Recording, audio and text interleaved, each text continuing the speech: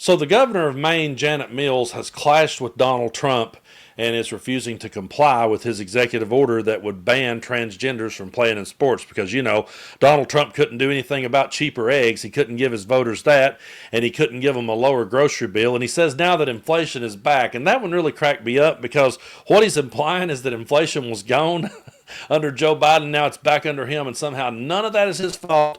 But he can pass this executive order saying transgenders can't play in sports, and his voters will cheer while they still try to figure out how to put food on their table. Now, I don't normally play clips of Donald Trump, and really, in my mind, this isn't a clip of him as much as it is a governor showing us how it's done.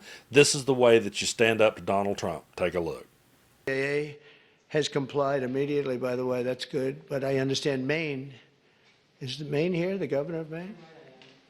Well, are you not going to comply with it? I'm complying with state and federal laws. We are the federal law.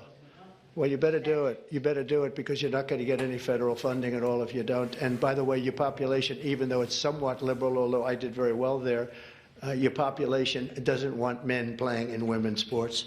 So you better comply because otherwise you're not getting any federal funding. See you in court. Every state, good. I'll see you in court. I look forward to that. That should be a real easy one. And enjoy your life after governor because I don't think you'll be in elected politics. So a whole lot of people in MAGA are celebrating that, and they're like, oh, wow, Donald Trump laid the smackdown on her. It just reminds us of how truly disgusting they are as human beings, and it also reminds us just how disgusting Donald Trump is to sit there and throw his weight around and be that bully. But you heard what she said, I'll see you in court. And then she followed up with this statement. I'm going to read this one here to you. She said, if the president attempts to unilaterally deprive Maine school children of the benefit of federal funding, my administration and Attorney General will take all appropriate and necessary legal action to restore that funding and the academic opportunity it provides. The state of Maine will not be intimidated by the president's threats. Good for her. That is a blueprint of how everyone should stand up to Donald Trump. Do not let him push you around and do not let him threaten people with his executive orders because, listen, whatever happened to kicking it back to the states?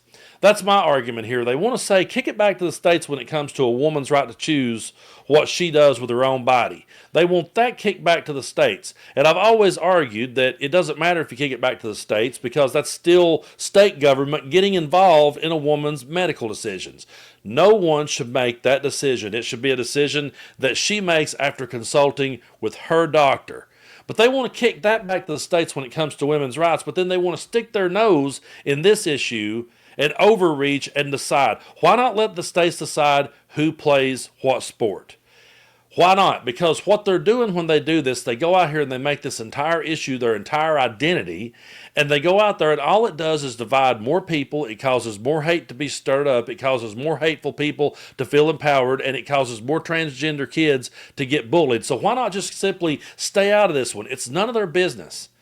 And a while back, they was asked how many transgender athletes are there in the NCAA. There's over 500,000 athletes in the NCAA, and less than 10 are transgender. But yet MAGA makes this issue their entire identity, and they sit around the table at Fox News and they all laugh and make jokes while Jessica Tarloff tries her damnedest to reason with these people, and I would never want her job.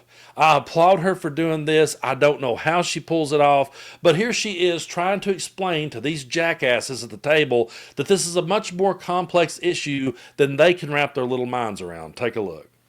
I took it that Governor Mills was also talking about the anti-discrimination laws that exist and that she'll have to abide by them. And we'll see. That was my expectation that then this would happen immediately and there would be funding on the table and it'll play out. But the problem with some of these executive orders as it pertains to gender is that gender is a lot more complicated than they would have you believe. Like one of Trump's lawyers was in court with this federal judge, Judge Reyes, and said, there's men and there's women. It's just about male and female. And the judge said that's actually biologically incorrect, that there are 30 examples of types of intersex people. So not everyone is Well, what does that it's mean? not What is that? intersex. Well, you said You have both.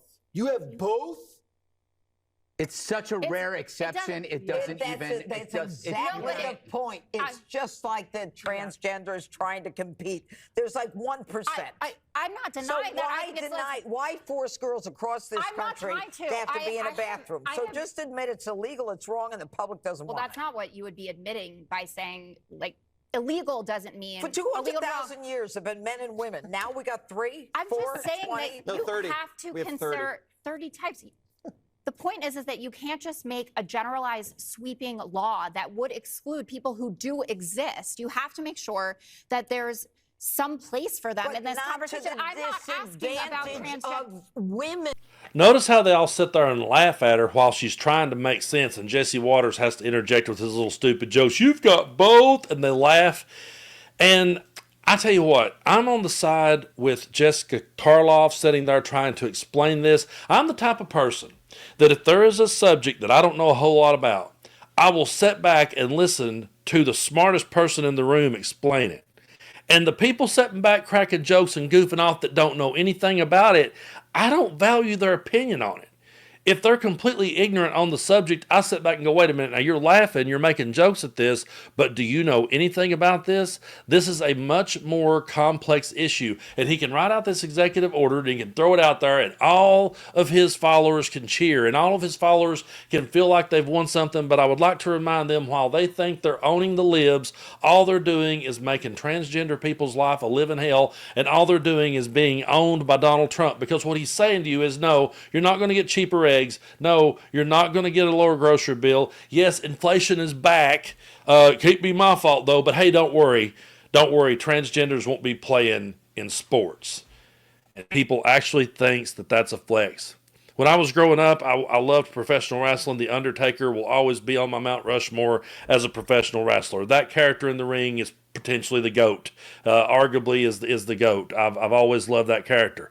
But when Mark Calloway had Undertaker on it, or when Mark Calloway, the Undertaker, had Donald Trump on his podcast, there come a moment in the podcast where he said, I would like to ask you a question about my daughter, because you met my daughter early, and I would like to know what you would do to protect my daughter. And I'm going, oh, he's going to ask a really good question here. Maybe he might ask, hey, what if my daughter's bleeding out and needs help and can't get it because of the state we live in? But no, his main concern was, what are you going to do to protect my daughter from transgenders in women's sports?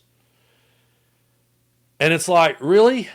Out of all the questions you could have asked Donald Trump, you picked that. And so many people picks that out, and it's never going to affect them. Their child is never going to play against a transgender. And if it comes time for that to happen, let the schools decide. Why is the federal government overreaching? Why is he signing executive orders overreaching and telling a state and telling a school what it can and can't do? Because they want to talk slippery slopes. Okay, well, couldn't there be other things arise in the future that we say, hey, wait a minute, don't allow that school to let this person play? Don't allow. I mean, you could reach into all sorts of aspects of people's lives. They're okay though when it happens to transgender people, who, by the way, they're probably never going to come in contact with in their life. It's never going to affect them at all. Meanwhile, they're going to sit back. They're going to try to figure out how to pay their bills, and they're not going to be able to. But they're going to sit there and flex at transgender people. And all it does is causes bullying. All it does is causes more people to be picked on. All it does is causes more cruelty to be pushed out into the world. So I applaud the governor of Maine, and I really hope that she doesn't cave. I really hope she doesn't bow the knee. I hope she sticks to it and sees him in court. And the fact that he sits there and throws his weight around, oh, well, you know, I'm going to withhold all this funding from people that truly need it. It's disgusting. But that's the kind of bully that we now have as a president. We don't have someone who is working for us or fighting for us. We have someone who is fighting for a very radical agenda, and that radical agenda appeals to some of the most disgusting, hateful people that ever was. And we have to continue to stand up, and we have to continue to stand on the side of people who are being oppressed. Like Chris Cluey said, the ones of us that have big platforms should be using it to stand up for those who are oppressed. And that's what I try to do here on the channel. And I truly appreciate each and every one of your support. If you like the kind of content I do, just be sure to hit that subscribe button. It doesn't cost you anything to do so. We're cruising towards 600,000, and I'm truly humble and grateful for that. I'm sitting here in a small town of 9,000 people, And so it's pretty baffling that I usually get that many views within the first 30 minutes on a video. So I'm truly appreciative to all of you. Just know that I appreciate you. And get in on these conversations if you feel like it. If you don't, leave a blue heart. That helps boost the videos and the algorithm. And we will continue to stand up for people. And we will continue to stand up against tyranny. And we will continue to stand up against bullies. And it's a shame that we have a president that wants to play the bully, because that's going to set examples for children for many years to come. And there's a whole lot of people right now raising their kids up to think that Donald Trump is a strong leader. So again, I say, don't expect the kids to save us. Don't fall back on that old cliche. I used to use it myself. Oh, well, the kids will save us. No, some kids grow up to be assholes. So remember that, and remember that we're in this one for the long haul.